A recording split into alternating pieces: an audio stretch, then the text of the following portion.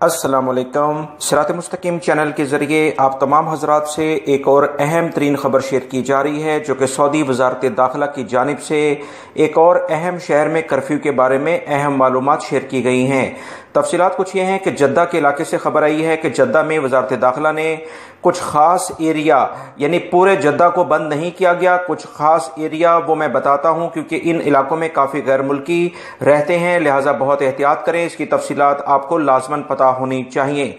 याद रखें, 4 अप्रैल 2020 से 24 घंटे के लिए सऊदी हुकूमत ने एक कर्फ्यू नाफिज किया है जद्दा के 7 मुल्हिका इलाके, यानी कि उससे जो अटैच कुछ इलाके होते हैं उन इलाकों में मैं आपको बताता हूँ कि किलो 14 साउथ, किलो 14 नॉर्थ, अल महजार, गलेल, कुरियात, किलो 13 और पेट्रमिन के कुछ इलाके हैं। ये जो यहाँ रहने वाले लोग हैं वो ज़्यादा इन इलाकों को बेहतर जानते होंगे।